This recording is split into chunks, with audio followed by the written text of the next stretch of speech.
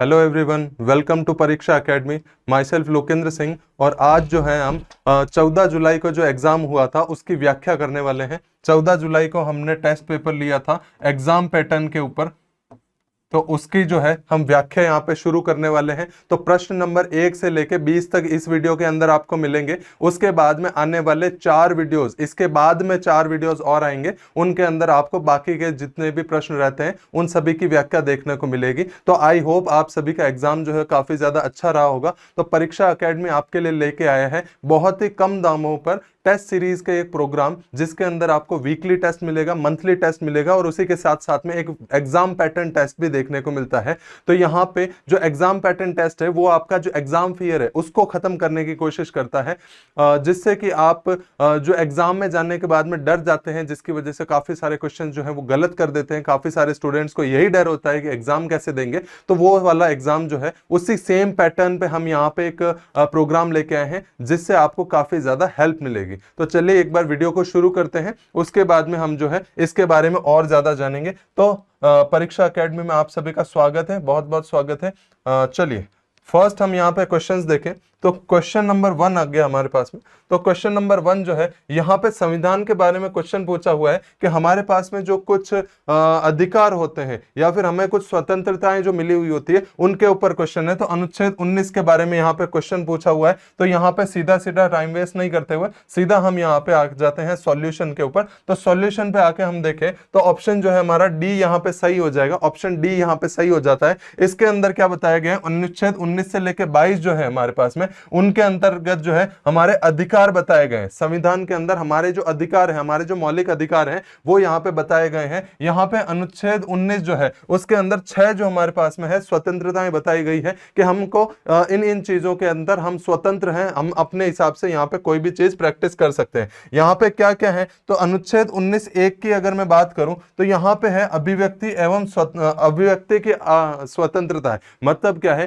कि मैं कुछ भी बोल सकता हूं अपने हिसाब से, जब तक वो किसी को भड़काता ना हो तब तक मैं अपने विचार हो गया या फिर मैं अपने वाक्य है वो बता सकता हूं, किसी को किसी के सामने रख सकता हूं। तो इस चीज की मुझे आजादी मिलती है। फिर अनुच्छेद 19(1)(i) जो है उसके अंदर क्या है, विचारों को प्रसारित करने की मुझे आजादी मिलती है। तो यहाँ पे जो है विचार, जो भी मेरे विचार आ रहे हैं उनको मैं आगे बता सकता हूं, उनको मैं प्रसारित कर सकता हूं, ये चीज की मुझे यहाँ पे आजादी मिल जाती है। तो ये यहाँ पे जो है कुछ हमें अधिकार दिए गए हैं। नेक्स्ट अगर आए हमें यहाँ पे तो बी जो ऑप्शन है हमारा ये भी सही है। इसमें क्या है 19(1)(x) जो है इसके अंदर क्या है, प्रदर्शन एवं विरोध करने का तो हमें अधिकार है, लेकिन ये किस चीज से रोकता है, तो हड़ताल करने से रोकता है हमें। ठीक है, हड़ताल करने का कोई आपको अधिकार नहीं है, लेकिन आप प्रदर्शन कर सकते हैं, किसी चीज का विरोध प्रदर्शन कर सकते हैं, वो चीज यहाँ पे मान्य दी गई है, लेकिन आप हड़ताल नहीं कर सकते, ये चीज की यहाँ पे रोक देता है संविधान। तो अगला जो आपका ऑप्शन आता है हमारे पास में ऑप्शन सी, इसमें क्या बताता है, अनुच्छेद 19(1)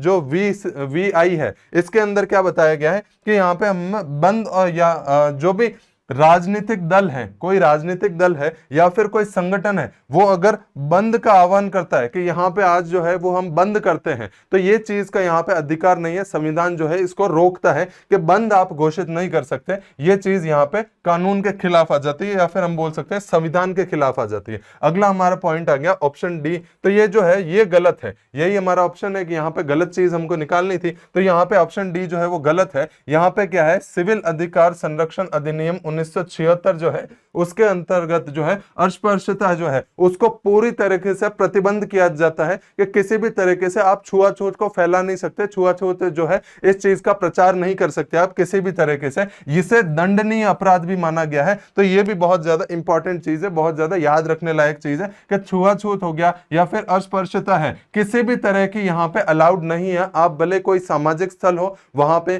कोई मंदिर हो गया, कोई मस्जिद हो गई, उसके अंदर किसी भी तरीके से आप जो है यहाँ पे अस्पृश्यता जो है उसको यहाँ पे फॉलो नहीं कर सकते हैं। ये चीज हमें संविधान जो है ये पावर देता है।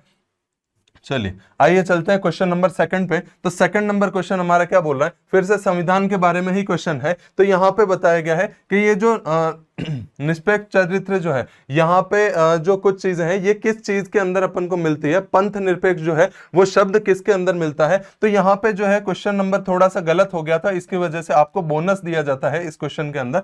तो यहाँ पे जो है क्वेश्चन जो है आपको बोनस दिया जाता है। तो हम यहाँ पे देखें तो हमारे पास में 1976 जो है उसमें 42वां संशोधन हुआ था, संविधान का संशोधन किया गया था, उसके अंदर ऐड कर दिया गया था पंथ निरपेक्ष। ठीक है, जो भारत है वो क्या है, पंथ निरपेक्ष है, वो किसी भी जो जाति है या फिर किसी भी धर्म को जो है वो फॉलो नहीं करता है, उन सभी को समान मानता है। ये चीज यहाँ पे बताई गई थी। यहाँ पे आपको एक चीज और मिलती है, आस्था, उपासना एवं विश्वास, इसके अंदर आपको स्वतंत्रता दी गई है कि आप किसी को भी माने, किसी की भी पूजा करें, किसी को भी फॉलो करें, उससे सरकार का कोई लेना देना नहीं है। ये चीज को भी आपको यहाँ पे पावर दी जाती है। वहीं पे अनुच्छेद 14, 15 और 16 जो है, यहाँ पे क्या मिलता है आपको, धार्मिक विभेद का निषेध है। मतलब आपका धर्म के आधार पर आपके ऊपर भेद नहीं किया जा सकता, आपको अलग नहीं किया जा सकता, इस चीज की आपको पावर मिलती है। तो ये चीज भी आपको यहां पे देखने को मिलती है। यहां पे हम देखें धार्मिक स्वतंत्रता आपको कहां मिलती है, कौन से अनुच्छेद में मिलती है, तो अनुच्छेद 25 से लेकर 28 जो है उनके अंदर आपको धार्मिक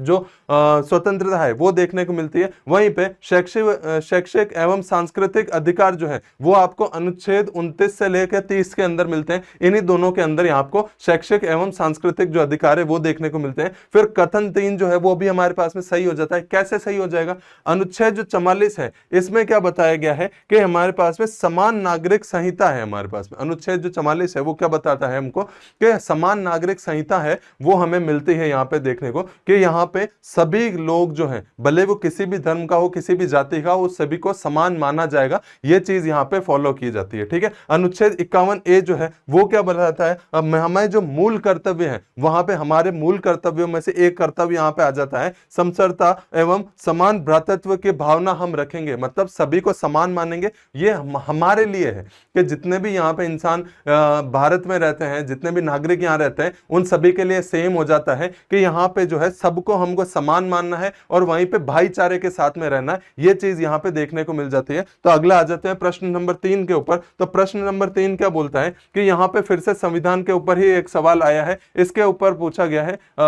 निम्नलिखित निर्देश तत्वों में से कौन से नीति निर्देश तत्व भारतीय संविधान के लागू होने के पश्चात संविधान में जोड़े गए। कौन सी जो चीजें हैं इनमें से कौन सी जो चीजें हैं वो बाद में जोड़ी गई हैं। ये भी आपको जो है बोनस मिलेगा, इस क्वेश्चन के अंदर भी आपको बोनस मिलता है। तो यहाँ पे क्यों मिल रहा है, क्योंकि क्वेश्चन जो था वो थोड़ा सा ट्रिकी था। तो यहाँ पे जो है आप देखेंगे तो 97वां जो संशोधन हुआ था 2011 के अंदर, इसके अंदर क्या गया था, अनुच्छेद 46B जोड़ा गया था। अनुच्छेद जो है वो 46B यहाँ पे जोड़ा गया था, जिसके अनुसार जो है यहाँ पे काफी सारी चीजें जो है वो नई गठन की गई थी। अब क्या क्या चीजें हैं, अनुसार राज्य सरकार समितियों के सर्वोच्च गठन स्वतः कामकाज, लोकतंत्र, निमंत्रण और पेशेवर प्रबंधन को बढ़ावा देने के लिए इसको पास किया गया था। अगला जो है कथन 2 जो है वो गलत है। किस वजह से, क्योंकि अनुच्छेद 40 जो है वो ग्राम पंचायतों के गठन के लिए होता है, वो दूसरी चीजों के लिए नहीं है। तो यहाँ पे जो है हमारे पास में कथन 2 जो है वो गलत हो जाता है यहाँ पे। चलिए इसी का आगे वाला पार्ट देखते हैं। तो यहाँ पे जो 42वां संशोधन हुआ था इसके अंदर 1976 के अंदर, तो यहाँ पे जो है 39A जोड़ा गया था। जो हमारे पास में अनुच्छेद 39A है उसको जोड़ा गया था। इसके अंदर क्या बताया गया है कि जितने भी गरीब लोग हैं जो किसी तरह का जो लीगल कार्यवाही होती है तो उसमें है ना इतना ज्यादा उनके पास में धनराशि अवेलेबल नहीं है कि वो यहाँ पे अपना बचाव कर सकें, तो यहाँ पे जो है गरीबों को निःशुल्क विधिक सहायता दी जाती है। ये सरकार द्वारा यहाँ पे निर्धारित किया गया है, ये चीज यहाँ पे ऐड की गई है। तो ये सारे जो है हमारे पास में जो कथन 4 है वो भी सही है, क्योंकि 44वां जो संशोधन हुआ था 1978 उसमें यहाँ पे इसको जोड़ा गया था। तो आई होप ये क्वेश्चन आपका सभी का इजी लगा होगा। वैसे क्वेश्चन तो इतना ज्यादा इसमें कुछ डिफिकल्ट वाला था नहीं। तो यहाँ पे जो है सेंट्रल विस्टा, सेंगोल और फोकोल्ट पेंडुलम इनके बारे में पूछा गया। तो आप सभी को पता होगा जो हमारा संसद बनी है वो किसके अंदर आ जाती है, सेंट्रल विस्टा प्रोग्राम जो था उसके अंदर आ जाती है। सेंगोल क्या होता है, एक राजदंड होता है, एक राजदंड होता है। इसके अंदर क्या था, अंग्रेजों ने पंडित नेहरू को जब हस्तांतरण किया था, सत्ता का हस्तांतरण किया था, उस टाइम पे जो है वो सेंगोल उनके द्वारा पंडित नेहरू को दिया गया था। तो सेंगोल जो है वो एक राजदंड होता है, एक स्वर्ण का बना हुआ राजदंड होता है, जिसके अंदर क्या है, आप बताते हो कि हम जो सत्ता है वो अब किसी दूसरे को दे रहे। तो ज्यादातर जो है हमारे जो हमारी लोकसभा है उसके अंदर इसको देखने को मिलता है। और फोकोल्ट पेंडुलम जो है, फोकोल्ट पेंडुलम जो संसद है उसके अंदर एक फोकोल्ट पेंडुलम देखने को मिलता है। ये विज्ञान का बहुत ही एक अनूठी अपन बोल सकते हैं एक औजार है। इसके अंदर क्या होता है कि ये घूर्णन जो है, पृथ्वी का जो घूर्णन है, पृथ्वी जब अपने अक्ष पर घूमती है उसको प्रदर्शित करने के लिए काफी ज्यादा महत्वपूर्ण है। तो ये चीज हम यहाँ पे देखते हैं। चलिए आइए, आंसर जो हो जाएगा वो इसका ए हो जाएगा कि संसद भवन जो है उसके अंदर देखने को मिला है। तो सेंट्रल विस्टा का जो प्रोग्राम है उसी के अंदर हमारा जो नया संसद भवन है वो भी यहाँ पे बना था। सेंगोल के बारे में बात की जाए तो एक स्वर्ण का राजदंड है ये, जो क्या है सत्ता के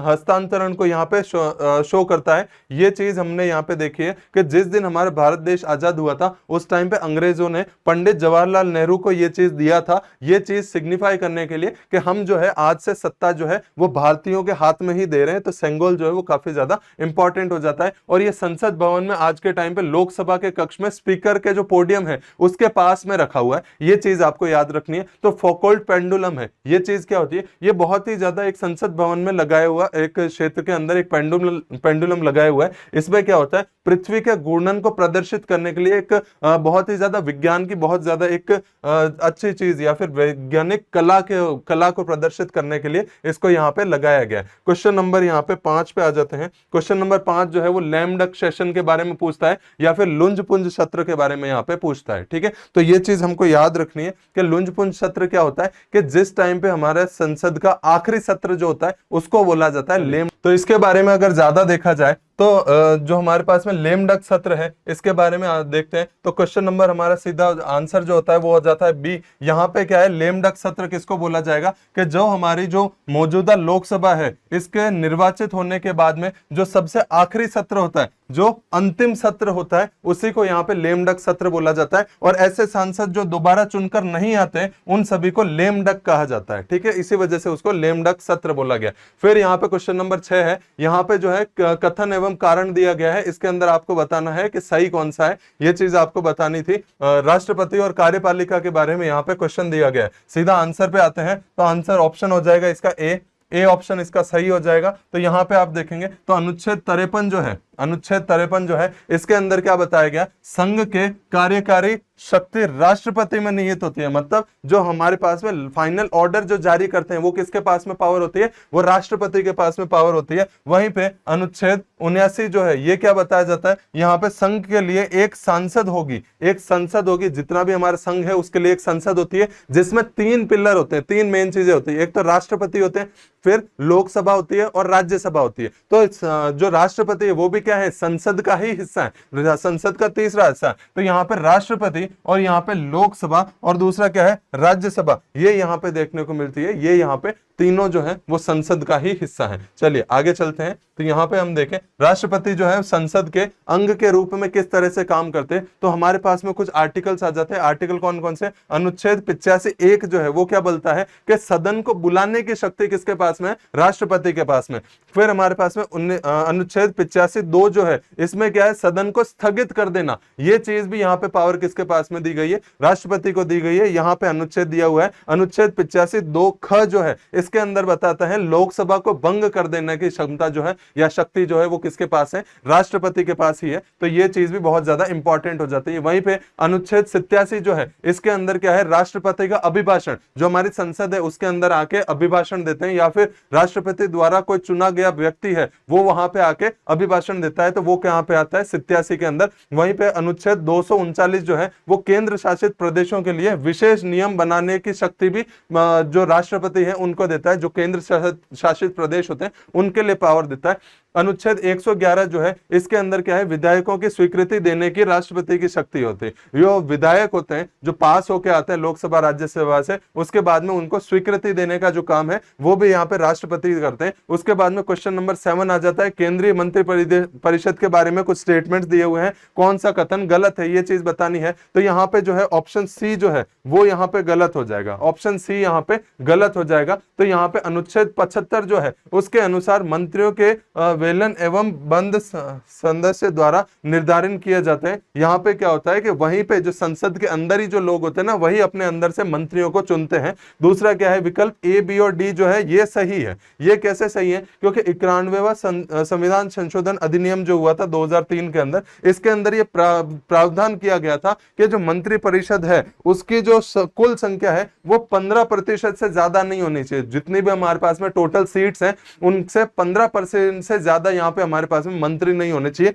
ये चीज यहाँ पे जो है इस संविधान संशोधन के द्वारा दे दी गई थी। हम जो है परीक्षा एकेडमी जो है वो आपके लिए एक टेस्ट सीरीज प्रोग्राम लेके आता है, जिसके अंदर आपको मिलते हैं वीकली टेस्ट, मंथली टेस्ट और exam pattern test. Weekly test जो है वो बहुत सारे एग्जाम्स के लिए आते हैं, मंथली टेस्ट जो है वो रिवीजन टेस्ट के ऊपर बेस्ड होते हैं, तो वो भी बहुत सारे एग्जाम्स के लिए आते हैं। वहीं पे जो एग्जाम पैटर्न टेस्ट है, तो एग्जाम पैटर्न टेस्ट के अंदर आपको स्पेशलिटी ये चीज देखने को मिलती है कि आपका एडमिट कार्ड आएगा, उसके बाद में आप जो है एक सेंटर के ऊपर एग्जाम देने आते हैं, आप अपना एग्जाम देते हैं, आप अपने OMR जो है वो जमा करवाते हैं, उसके बाद में कुछ दिनों बाद में वहां पर रिजल्ट डिक्लेयर किया जाता है, आपकी मेरिट बनती है। तो ये जो चीज है ये परीक्षा एकेडमी पहली बार यहाँ पे उदयपुर के अंदर लेके आया है। यहाँ पे आपका जो एग्जाम का डर है उसको खत्म करने की यहाँ पे कोशिश की गई है। तो टेस्ट सीरीज जो प्रोग्राम है उसके बारे में जरूर से आप जानकारी लें। बहुत ही ज्यादा मिनिमम फीस है, तो इसके ऊपर बहुत ज्यादा कम फीस के ऊपर रखा गया है। तो आपको जो है 9509668595 ये दिए गए नंबर के ऊपर आप कॉल करके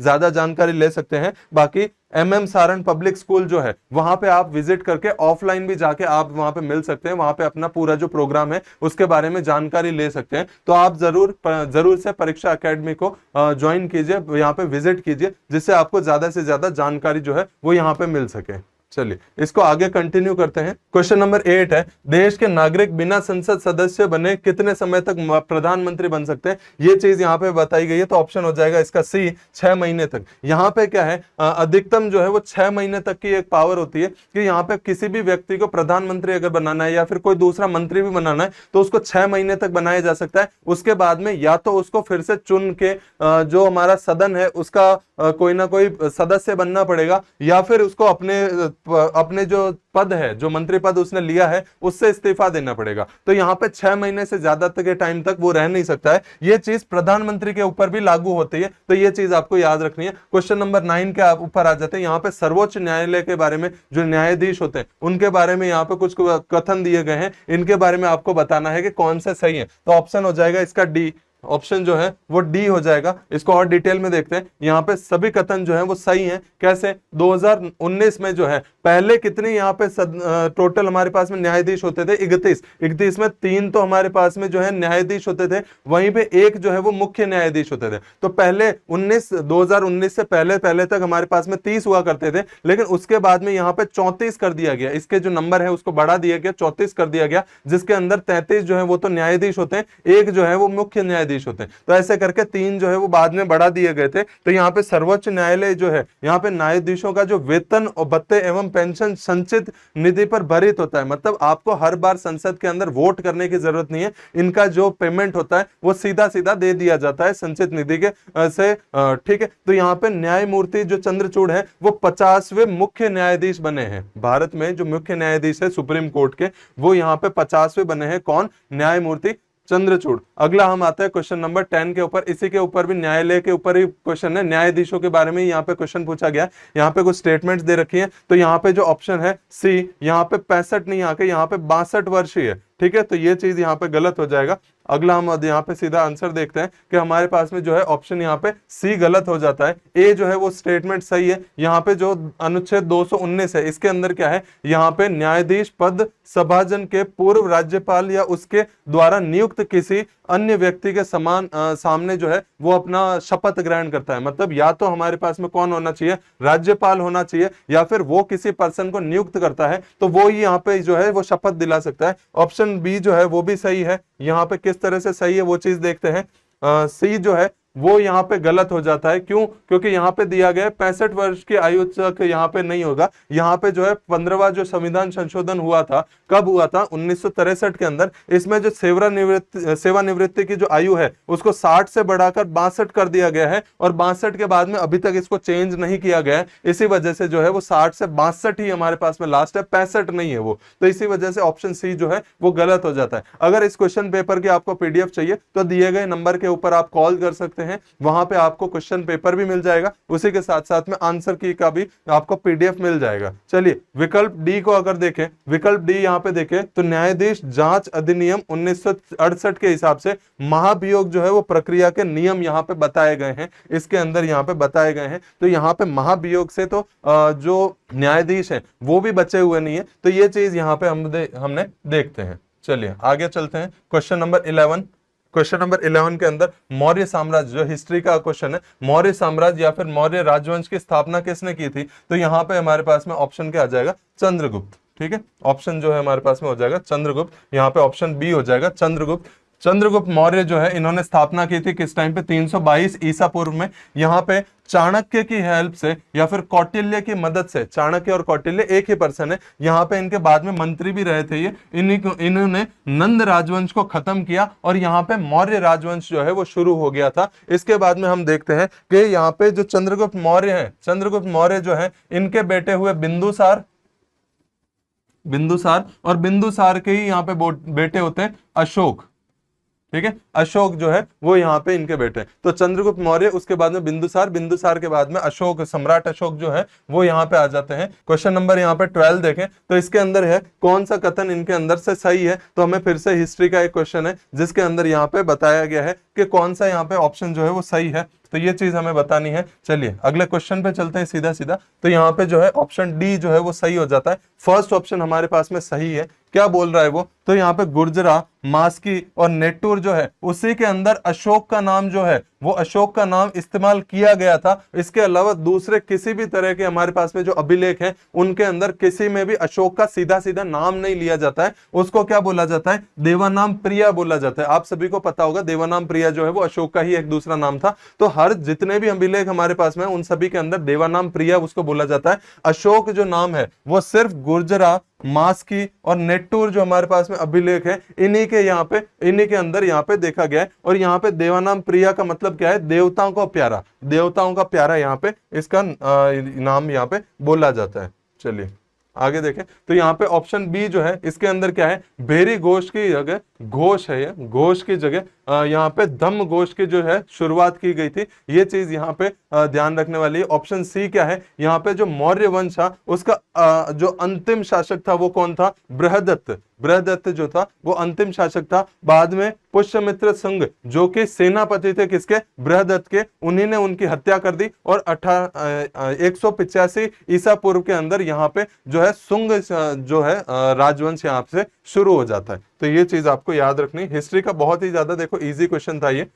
चलिए क्वेश्चन नंबर 13, तो यहाँ पे गुप्त साम्राज्य एवं उसके शासकों के संबंध में नीचे दिए गए यहाँ पे गलत की पहचान करना है कि गलत कौन सा है, स्टेटमेंट जो है वो गलत कौन सा है, ये चीज आपको बतानी है। तो ऑप्शन जो है वो डी, यहाँ पे ए जो है वो गलत है। क्यों? क्योंकि श्रीगुप्त जो है उन्हीं का नाम जो ने गुप्त वंश की शुरुआत नहीं की थी। क्यों? क्योंकि यहाँ पे अपन बोल सकते हैं स्वतंत्र शासक नहीं था वो। ठीक है, स्वतंत्र नहीं था, पूरी तरीके से वो स्वतंत्र नहीं था, इसी वजह से श्रीगुप्त में ये स्टार्ट नहीं किया था। वहीं पे जो चंद्रगुप्त प्रथम था उन्होंने यहाँ पे गुप्त वंश की जो है वो स्थापना कर दी थी। ये चीज यहाँ पे इंपॉर्टेंट है। तो वास्तविक संस्थापक जो है उन्हीं को चंद्रगुप्त प्रथम को ही माना जाएगा। किस टाइम पे? तो 319 ईसा पूर्व जो था उसके अंदर इन्होंने क्या किया था? गुप्त साम्राज्य की जो है वो स्थापना कर दी थी।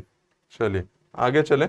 विकल्प बी जो है वो भी सही नहीं है। किस वजह से? पराक्रमांत और श्री विक्रम जो है वो समुद्रगुप्त के नाम थे। ठीक है, ये चीज आपको याद रखनी, उन्हीं के दूसरे नाम थे। अब ये क्यों है? इनको नेपोलियन भी बोला गया है। ये चीज क्यों हुई है? क्योंकि इन्होंने क्या है कभी भी पराजय का सामना किया ही नहीं था। समुद्रगुप्त जो थे वो इतने युद्धों में जीते हुए हैं कि उन्होंने कभी ये हार जो है वो देखी नहीं थी। इसी वजह से उनको पराक्रमांत, श्री विक्रम या फिर नेपोलियन भी इनको कहा जाता है। तो यहाँ पे इलाहाबाद जो प्रशांत था इसमें ऐसी जानकारी जो है यहाँ पे देखने को हमें मिलती है। वी.एस. स्मिथ जो है इन्होंने ही यहाँ पे जो है नेपोलियन का नाम दिया था समुद्रगुप्त को, ये चीज याद रखनी है। और फायान जो हमारे पास में चीनी व्यक्ति आता है, तो यहाँ पे ये जो है फायान जो है वो चंद्रगुप्त द्वितीय जो था उसके टाइम पे आता है, ये चीज आपको याद रखनी है। चलिए, विकल्प सी जो है वो भी गलत है। किस वजह से? चंद्रगुप्त द्वितीय जो था उसके शासनकाल में गुप्त का स्वर्ण युग कहा जाता है। ठीक है, गुप्तों का जो स्वर्ण युग है वो यहाँ पे चंद्रगुप्त द्वितीय जो था उसके शासनकाल को कहा जाता है। और चीनी यात्री जो है फायान वो यहाँ पे चंद्रगुप्त के इसी टाइम पे चंद्रगुप्त द्वितीय के समय पे आता है, तो ये चीज यहाँ पे सही हो जाती है। ठीक है, तो ऑप्शन जो है वो गलत हो जाएगा। क्वेश्चन नंबर 14 के ऊपर आए, खानका क्या चीज है? खानका क्या चीज है, इसके बारे में यहाँ पे स्टेटमेंट बताना है। तो यहाँ पे देखो, सिंपल से बता दूं, खानका जो है ना, यहाँ पे हमारे पास में सूफी मत जो है उसके अंदर 12 पंथ होते हैं। पंथ बोल सकते हो उनको या फिर सिलसिले बोल सकते हो। ठीक है, तो उनके अंदर क्या होते हैं? 12 पंथ होते हैं, जिनके अंदर क्या होता है, मेन जो संत होता है ना उनको बोला जाता है पीर, और उनके जो फॉलोवर होते हैं, उनके जो शिष्य होते हैं उनको बोला जाता है मुरीद। अब ये दोनों जिस जगह पे रहते हैं, पीर और मुरीद जहां पर रहते हैं, उसी को क्या बोला जाता है? खानका, या फिर आप समझने के लिए इसको क्या बोल सकते हो, आश्रम जो होता है उनका, उसको यहाँ पे खानका बोला जाता है। ये चीज यहाँ पे इंपॉर्टेंट है। तो यहाँ पे देखो क्वेश्चन नंबर 15 आ जाता है, अलवर संतों के बारे में यहाँ पे एकमात्र महिला संत कौन थी? तो यहाँ पे अंडाल ऑप्शन जो है वो यहाँ पे हो जाएगा, ऑप्शन जो है वो अंडाल हो जाएगा। क्वेश्चन नंबर ए जो है इसका ए जो है ऑप्शन हो जाएगा 15 का। अलवर में एकमात्र महिला संत कौन थी? अंडाल। यहाँ पे दो चीजें हमें देखने को मिलती है। दक्षिण भारत के अंदर भक्ति आंदोलन जो हुआ था, यहाँ पे एक तो अलवर संतों के बारे में बात किया जाता है, एक नयनार संतों के बारे में बात किया जाता है। अलवर संत जो है वो विष्णु भक्त है, ठीक है, वो जो है विष्णु भक्त है। नयनार जो है वो शिव भक्त हैं। ठीक है, ये चीज आपको याद रखनी है। वहीं पे अलवर संत जो थे वो टोटल हमारे पास में 12 हैं। वहीं पे नयनार संतों की संख्या जो है वो थोड़ी सी ज्यादा है, वो 63 हो जाता है। जो नयनार संत है वो थोड़े से यहाँ पे ज्यादा है, तो ये चीज आपको याद रखनी है। नेक्स्ट हम यहाँ पे एक बार डिस्कस कर लें। फिर से मैं बता दूं, परीक्षा एकेडमी जो है वो आपके लिए टेस्ट सीरीज का जो प्रोग्राम लेके आया है, वीकली टेस्ट, मंथली टेस्ट और एग्जाम पैटर्न टेस्ट, इसके अंदर जो है आपको एग्जाम की पूरी जो सहूलियत होती है, जिस तरह से आप एग्जाम देते हैं वो पूरा वही पैटर्न जो है वो फॉलो किया जाएगा। और आपको जो है सिर्फ यहाँ पे 9509668595 जो है इस नंबर पे कॉल करके आप ज्यादा जानकारी ले सकते हैं, या फिर MM सारण जो पब्लिक स्कूल है उदयपुर में, वहां पे आप आके जो है और ज्यादा जानकारी ले सकते हैं। बहुत ही ज्यादा कम भाव पे ये टेस्ट सीरीज जो प्रोग्राम है ये रखा गया है। उदयपुर में पहली बार ही ऐसा कुछ प्रोग्राम चालू हो रहा है जिसमें एग्जाम का जो पैटर्न का टेस्ट है ये यहाँ पे स्टार्ट किया गया है। तो आप, आई होप आप सभी जो है वो इसके अंदर ज्यादा से ज्यादा एनरोल करेंगे। चलिए क्वेश्चन नंबर 16 पे चलते हैं। यहाँ पे सगुण भक्ति के ऊपर यहाँ पे क्वेश्चन है, निम्बार्क आचार्य के ऊपर क्वेश्चन पूछा गया है। तो यहाँ पे निम्बार्क आचार्य जो है ये इनको माना जाता है ये सुदर्शन के अवतार हैं। जो हमारे पास में देखने को मिलता है कि भगवान विष्णु के पास में एक सुदर्शन चक्र होता है, उनके अवतार इनको माना जाता है। जो निम्बार्क आचार्य हैं ये सगुण भक्ति के ये समर्थक थे, जिसके अंदर कृष्ण को ये शंकर का अवतार मानते हैं। और यहाँ पे जो द्वैतवाद और अद्वैतवाद जो है दोनों को ही यहाँ पे मानते हैं। तो ये द्वैताद्वैतवाद जो है इसको यहाँ पे फॉलो करते हैं, मतलब दो भी हो जो है आप और भगवान जो है वो एक भी हो सकते हैं और अलग भी हो सकते हैं। ये चीज यहाँ पे बताई जाती है। और इनका जो संप्रदाय है इसको सनक या सनकादि जो है संप्रदाय इसको बोला जाता है। और राधा कृष्ण की ये उपासना करते हैं। वहीं पे सुदर्शन चक्र का अवतार माना जाता है किसको? निम्बार्क आचार्य को। ठीक है, तो ऑप्शन जो है वो डी हो जाएगा 16 का। चलिए क्वेश्चन नंबर 17, यहाँ पे कौन सा गर्म दल के जो नेता हैं वो यहाँ पे नहीं थे, ये चीज पूछा गया। गर्म दल के नेता कौन से? तो यहाँ पे सीधा सीधा ही मैं बता दूं, यहाँ पे जो है गर्म दल के नेता कौन कौन है? बाल गंगाधर तिलक, विपिन चंद्र पाल, लाला लाजपत राय और अरविंद घोष जो है ये सारे क्या हैं? यहाँ पे गर्म दल के नेता हैं। और दूसरे जो है हमारे पास में नरम दल के नेता, नरम दल के नेता कौन कौन से? तो यहाँ पे सुरेंद्रनाथ बैनर्जी, गोपाल कृष्ण गोखले और फिरोज शाह मेहता जो है ये सारे हमारे पास में नरम दल के नेता के रूप में माने जाते हैं। ठीक है, क्वेश्चन नंबर 18, क्वेश्चन नंबर 18 में 1920 में असहयोग आंदोलन के बारे में यहाँ पे पूछा गया है कि भाई लाला लाजपत राय उस टाइम अध्यक्ष थे, कांग्रेस के कौन सा अधिवेशन हुआ था उसके अंदर यहाँ पे इसकी जो है शुरुआत हुई। तो यहाँ पे तो कलकत्ता अधिवेशन जो है वो यहाँ पे होगा आंसर, इसका आंसर हो जाएगा इसका ए। तो यहाँ पे जो है 1920 के अंदर कांग्रेस ने कोलकाता के अंदर यहाँ पे हुआ था, अधिवेशन हुआ था। इसके अंदर आपने लाला लाजपत राय जो है ये इसके अध्यक्ष थे। वहीं पे महात्मा गांधी जो है वो उन्होंने यहाँ पे क्या किया था? नेतृत्व किया था। और यहाँ पे असहयोग आंदोलन जो है यहाँ पे प्रस्ताव पारित किया गया था। तो कोलकाता के अंदर ये चीज हुई थी। क्वेश्चन नंबर 19 पे चले। अगला चलते हैं क्वेश्चन नंबर 19 के ऊपर। बहुत ही ज्यादा इजी क्वेश्चन है, बहुत ही ज्यादा यहाँ पे कोई डिफिकल्ट नहीं है। 12 मार्च 1930 को गांधी जी ने दांडी मार्च के ऊपर यहाँ पे क्वेश्चन किया हुआ है, तो ऑप्शन यहाँ पे हो जाएगा बी 78। तो यहाँ पे ऑप्शन हो जाता है बी। तो यहाँ पे 19 का हो जाएगा ऑप्शन बी। यहाँ पे 78 सदस्यों के साथ में दांडी मार्च जो है वो शुरू किया गया था। सविनय अवज्ञा आंदोलन जो था वो इसी के टाइम पे यहाँ पे शुरू कर दिया गया था। जब ये दांडी मार्च चल रहा था उसी टाइम पे इस चीज को शुरुआत कर दिया गया था। तो दांडी यात्रा के अंदर ही यहाँ पे आरंभ में ही ये चीज यहाँ पे देखने को मिली थी। तो दांडी जो है अहमदाबाद से करीब 385 किलोमीटर दूर है, मतलब ये यात्रा जो है वो 385 किलोमीटर यहाँ पे दूर है। और दांडी जो है वो समुद्र के तट के ऊपर है। यहाँ पे आप सभी को पता है गांधी जी ने जो है वो नमक हाथ में लेके इस चीज को यहाँ पे तोड़ा था, या फिर जो अंग्रेज है उनका विरोध प्रदर्शित किया था। चलिए अगला देखें तो यहाँ पे 73 साल की मांग, यहाँ पे एक क्वेश्चन पूछा गया है कि भाई भारतीय राष्ट्रीय आंदोलन जो हुआ था कौन सा। यहाँ पे जो है आजादी के लिए जो आंदोलन हो रहे थे इनके अंदर दो यहाँ पे मातंगिनी हजारा और दूसरा यहाँ पे है कनकलता बरुआ, इनके बारे में यहाँ पे क्वेश्चन पूछा गया है कि भाई इनकी जो हत्या है उनके बारे में किस टाइम पे हो गई थी। तो ये चीज जो है ऑप्शन ए है भारत छोड़ो आंदोलन। ऑप्शन ए आ जाता है, भारत छोड़ो आंदोलन जो हुआ था उसी के अंदर इनकी हत्या कर दी गई थी। कैसे हुई थी, तो यहाँ पे 73 साल की जो मातंगिनी हजारा जो है और यहाँ पे 13 साल की जो कनकलता बरुआ जो है, इन दोनों को ही गोली मारकर इनकी हत्या कर दी गई थी इस टाइम पे। तो यहाँ पे भारत छोड़ो आंदोलन जो था वो जब बहुत ज्यादा तीव्र हो गया था तो उस टाइम पे यहाँ पे अंग्रेजों द्वारा यहाँ पे गोली मारकर इनकी हत्या कर दी गई थी। चलिए तो ये जो थे क्वेश्चन नंबर 1 से लेकर क्वेश्चन नंबर 20 तक का यहाँ पर पूरा हमने एक्सप्लेनेशन देखा है। आई होप आप सभी को वीडियो पसंद आया होगा। आपका जो 14 जुलाई का जो एग्जाम था वो बहुत ज्यादा अच्छा हुआ होगा। तो यहाँ पे आपने जो है अपना जितना अच्छा दिया है उसी के हिसाब से आपके जो मार्क्स जो है वो काफी ज्यादा अच्छे आ रहे होंगे। अभी भी मैं फिर से रिपीट कर देता हूँ, परीक्षा एकेडमी जो है आपके लिए टेस्ट सीरीज प्रोग्राम लेके आया है। तो दिए गए नंबर के ऊपर आप जानकारी ले सकते हैं। ये 14 जुलाई का जो पेपर था उसका क्वेश्चन नंबर 1 से लेकर 20 तक था। इसके बाद में 4 वीडियोस और आएंगे जिसके अंदर आपको पूरी व्याख्या जो है वो यहाँ पे देखने को मिल जाएगी। बहुत सारे अलग अलग एग्जाम्स हैं, उन सभी के लिए यहाँ पे जो हम पैटर्न है या फिर एग्जाम जो है वो यहाँ पे ले रहे हैं, टेस्ट जो है वो यहाँ पे ले रहे हैं। तो बहुत सारे अवेलेबल है, बहुत सारा मटेरियल अवेलेबल है, बहुत सारा आपको हेल्प मिलेगी उससे। तो आई होप आप सभी ने जो है वो वीडियो एंजॉय किया होगा। तो थैंक यू। चैनल को सब्सक्राइब करें, परीक्षा एकेडमी के चैनल को सब्सक्राइब करके जाएं और वीडियो को लाइक और शेयर करें अपने दोस्तों के साथ में। और ये जो टेस्ट सीरीज प्रोग्राम है इसको और भी ज्यादा लोगों के साथ में और बताएं इसको। धन्यवाद, मिलते हैं अगले वीडियो में।